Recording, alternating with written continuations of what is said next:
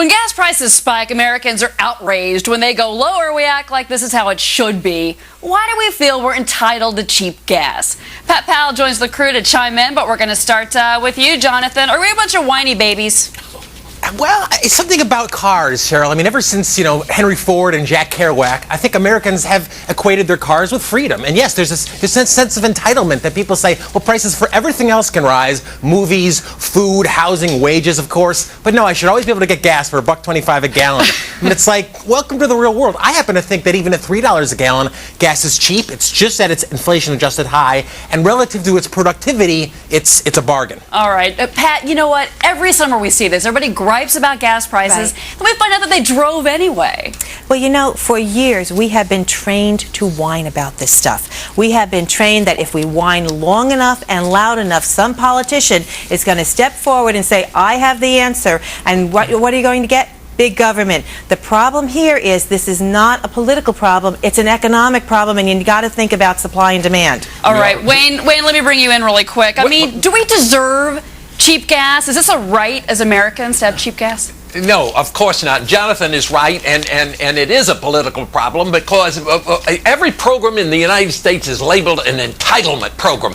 People are entitled to something. We're not entitled to a damn thing, and why we have this entitlement programs and why they're labeled entitled programs by the federal government is outrageous. We are lucky to get them. We are lucky to taxpayers pay for it. Everything. We should not have any entitlements whatsoever. It should be based on some kind of a reward system. High gas is going to come. It's an economic thing. It's supply and demand. It's going to happen. That should be the answer. All right, Dave, supply and demand. What do you think? You guys got to take a little break from the country club crowd. It's going to your head here. That's just the idea that people just like to drive or they just like their freedom. There are millions and millions of Americans who, because we have not invested in infrastructure, have to drive to work every day. So when gas prices rise, it cuts into their disposable income that they need. People working 2 jobs, 3 jobs need. Come on. Dave, I'm not going to argue with you with that, but this is something that's been going on for decades in this country because as a nation, we have fostered and encouraged people to drive automobiles because the auto industry was once a great shining example of our power and ingenuity. And it's going to take decades to reverse unless the government does something really drastic, and it ain't going to happen. We are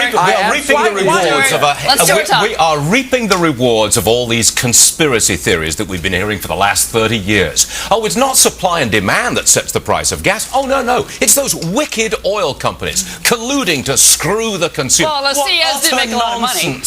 We are reaping the rewards of those lunatic conspiracy theories. Dave, I got to ask you, I don't understand something. Why are we entitled? You talk about the guy that gets a job and therefore gas prices going after. What says he can't live near where he works? Listen, when I was first starting out in New York, I walked everywhere. So what? That was the price I had to pay. That's what you pay. That's what you're entitled to, is to do what you have to do to get there. It doesn't have to do with prices being rigged, and you happen to be absolutely wrong there. That's real nice that you got to walk to work in nice Manhattan, but for most people who live in rural America or suburban America, there just isn't that public infrastructure. Here's the deal. It's not supply and demand because the oil companies rig supply and demand by reducing refining capacity. They reduce refining capacity. There has been internal memos from ConocoPhillips and ExxonMobil showing that they deliberately reduced refining capacity. All right. I think we're just going to have to leave it there, guys. We can't really even go more on this topic. All right.